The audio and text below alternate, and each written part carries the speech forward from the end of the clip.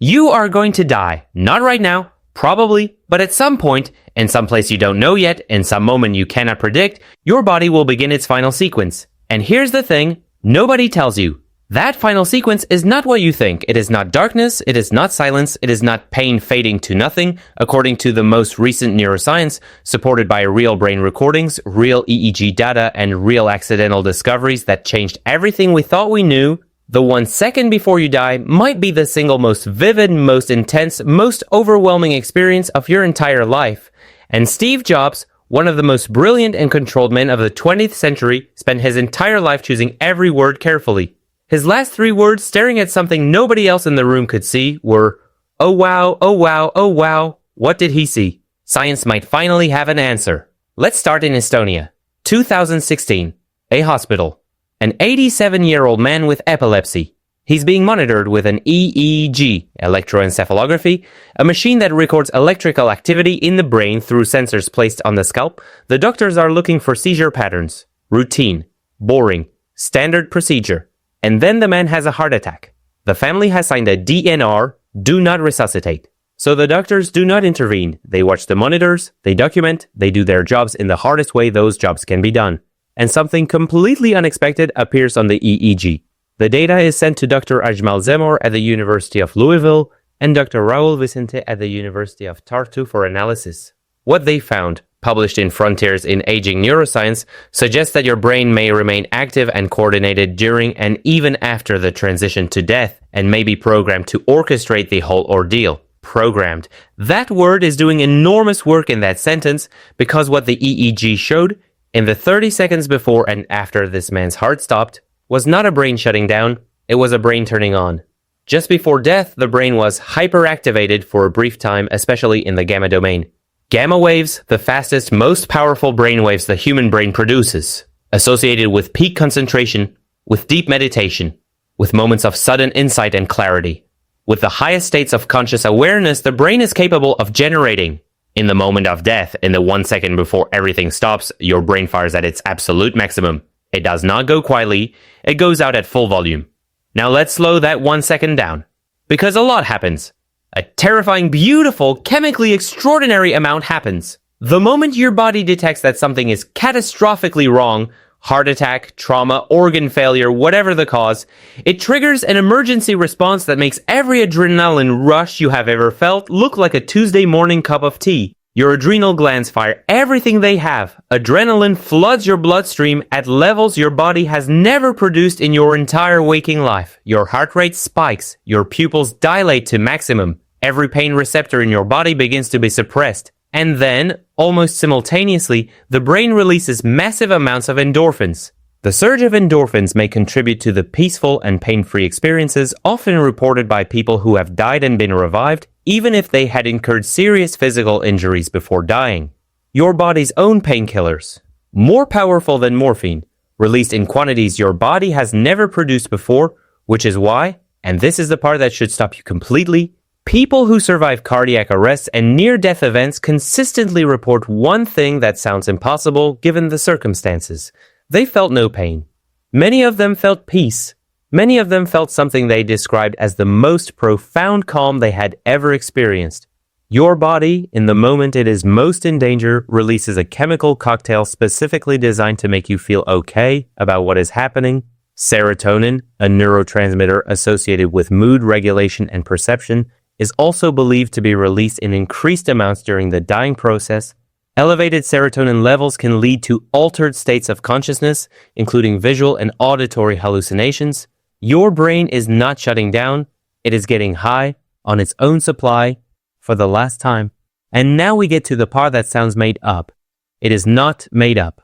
According to Rick Stressman, a professor of psychiatry who conducted studies from 1990 to 1995, the body releases DMT, dimethyltryptamine, at birth and at death.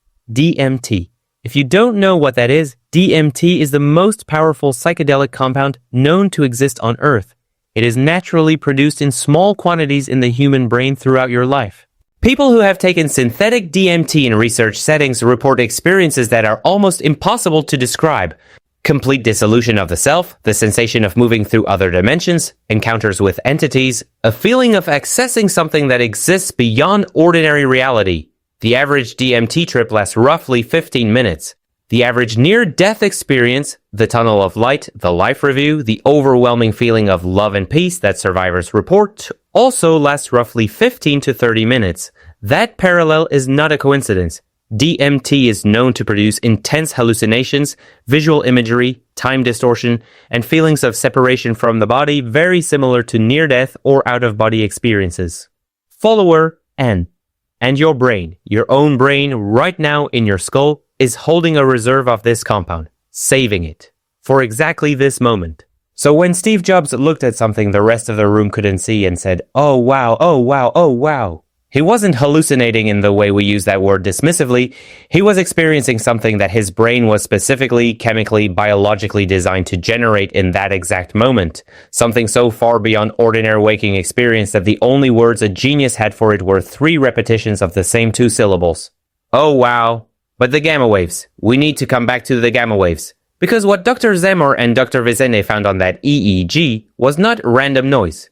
Through generating oscillations involved in memory retrieval, the brain may be playing a last recall of important life events just before we die, similar to the ones reported in near-death experiences.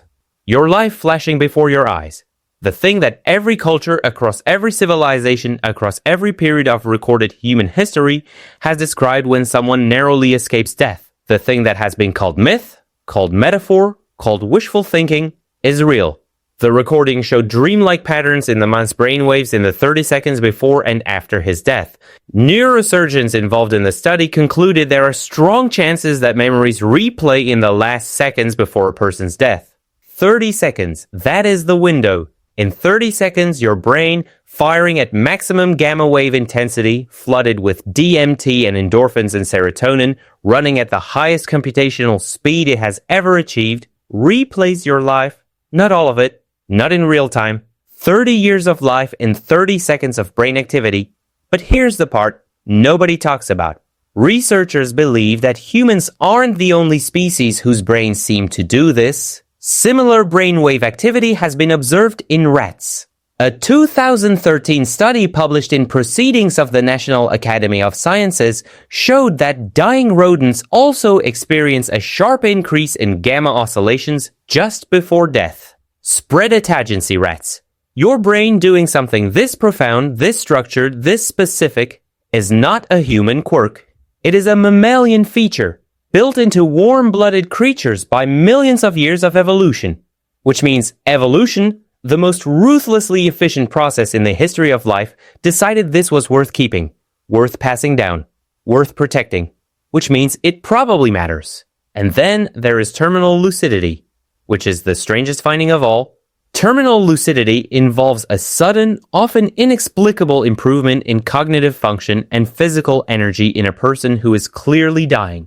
Imagine someone who has been unresponsive for days suddenly waking up, recognizing family members, and engaging in meaningful conversation. Social blade. This is not rare. This is documented. Repeatedly. Across centuries. Anecdotal tales exist as far back as Hippocrates. Social blade Alzheimer's patients who haven't recognized their families in years, suddenly in their final hours, completely lucid, calling people by name, saying goodbye, having real conversations, asking for specific people, making specific requests, and then dying within hours. There is no way to predict whether someone will experience terminal lucidity, nor the form it will take. Social blade science does not know why this happens. A brain so damaged by disease that it cannot function, suddenly briefly functioning better than it has in years, as if for one final moment, whatever the brain actually is, beyond the chemistry, beyond the neurons, beyond everything we can measure, decides to show up. One last time. You are going to die. We started there. We're ending there. But here's what the science is telling us. Carefully, cautiously, with all the appropriate uncertainty that good science requires, it probably won't be what you're afraid of. Your body has been preparing for this moment your entire life. It has a chemical protocol specifically designed to ease the transition. It has a drug it has been saving since you were born. I